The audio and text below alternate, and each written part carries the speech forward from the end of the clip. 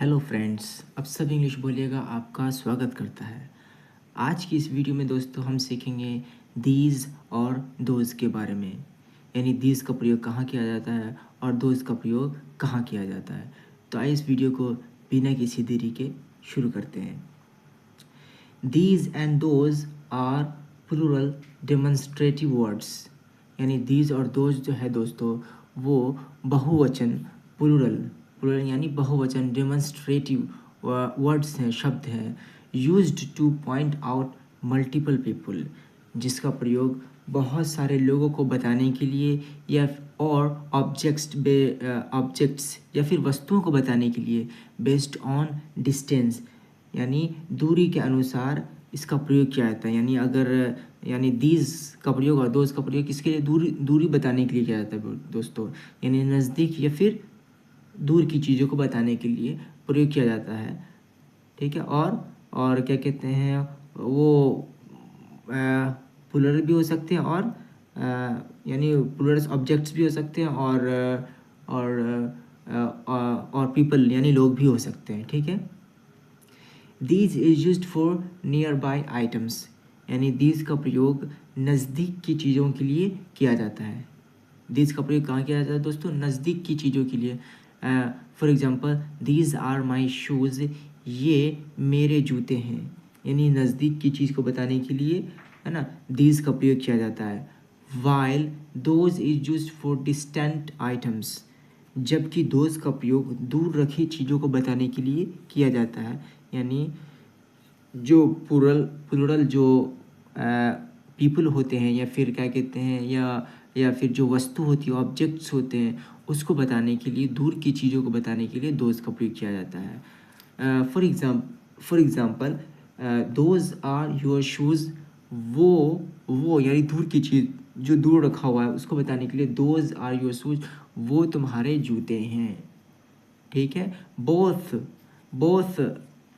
Both are used with plural verbs, दोनों का प्रयोग यानी दीज और दोज दोनों का प्रयोग दोस्तों प्लूरल वर्ब्स जैसे कि आर के साथ किया जाता है, और जैसे आर नॉट यानी आरेंट, यानी शॉर्ट फॉर्म में आर नॉट को आरेंट बोला जाता है। ठीक है।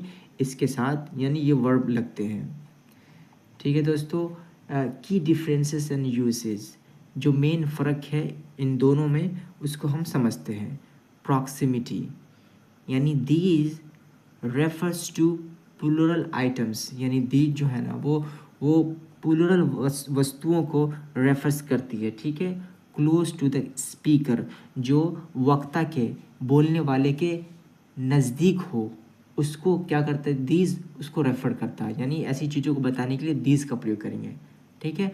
और दोज का प्रयोग, those refers to plural items, यानी ये भी प्लूरल आइटम्स को ही रेफर करता है, लेकिन डिफरेंस क्या है दोस्तों? दीज नज़दीक की चीज़ों को बताने के लिए, और those far from the speaker, जो वक्ता से, बोलने वाले से दूर रखी चीज़ों को बताने के लिए दोज का प्रयोग किया जाता है। फंक्शंस, अब इसका हम कार्य समझते हैं दोस्तों, यानी एज डिटरमाइनर्स, यानी इसका जो प्रयोग है दोस्तों दीज और दोज का डिटरमाइनर्स के रूप में भी किया जाता है। प्लेस्ड बिफोर अ नाउन, यानी इसका प्रयोग किसी नाउन के पहले होता है तो डिटरमाइनर्स के रूप में कहलाता है वो। ठीक है। फॉर एग्जांपल दीज बुक्स, यानी दीज का प्रयोग बुक से पहले हुआ है, जो एक नाउन है, प्लेस्ड बिफोर नाउन से पहले प्लेस हुआ है। ठीक है। तो एज ए डिटरमाइनर हो गया ये। ठीक है। दीज बुक्स आर माइन, ये किताबें मेरी हैं। दोज बर्ड्स, दोज के बाद बर्ड्स जो नाउन आ गया। ठीक है। जो बर्ड्स से पहले दोज आ गया। ठीक है। तो ये डिटरमाइनर्स हो गया। दोज बर्ड्स आर फ्लाइंग, वो पक्षी उड़ रहे हैं। ठीक है। और इसका प्रयोग एक और तरीके से होता है एज प्रोनाउंस, यानी प्रोनाउंस के रूप में भी होता है।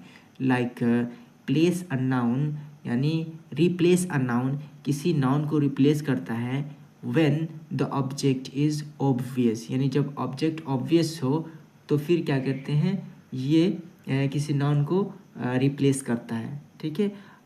आई लाइक दीज, यानी दीज क्या है, यानी दीज की जगह पे कोई नाउन हो सकता है, तो नाउन ना लगाकर हमने दीज का प्रयोग किया। यानी आई लाइक दीज, मैं ये सब पसंद करता हूँ। दोज आर प्रीटी, वो यानी सुंदर हैं, वो सुंदर हैं, यानी लोगों के बारे में हम बोल सकते हैं वो सुंदर लोग हैं। दोज आर प्रीटी, ठीक है। सेंटेंस स्ट्रक्चर्स, यानी सेंटेंस के स्ट्रक्चर्स क्या होता है हम उस तरह से आप समझ लेते हैं। स्टेटमेंट्स के लिए जैसे दीज आर या दोज आर, ठीक है, इस तरह से बोलेंगे।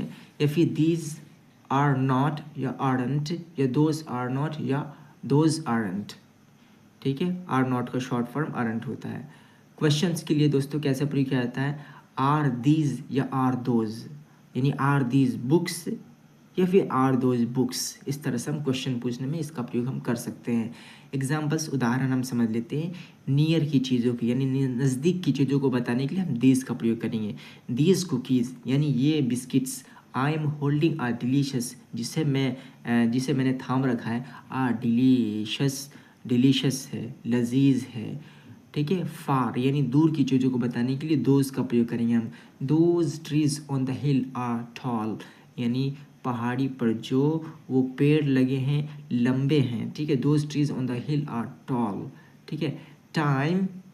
टाइम या फिर इमोशन को बताने के लिए यूज दीज फॉर करंट और पॉजिटिव थिंग्स, करंट चीज़ और पॉजिटिव थिंग्स के लिए दीज का प्रयोग कीजिए।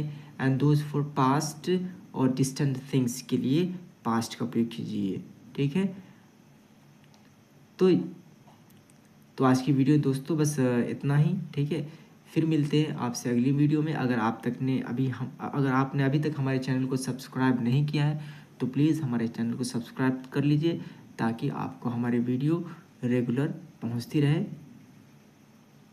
आज की वीडियो में बस इतना ही, फिर मिलते हैं अगली वीडियो में, तब तक के लिए बाय बाय।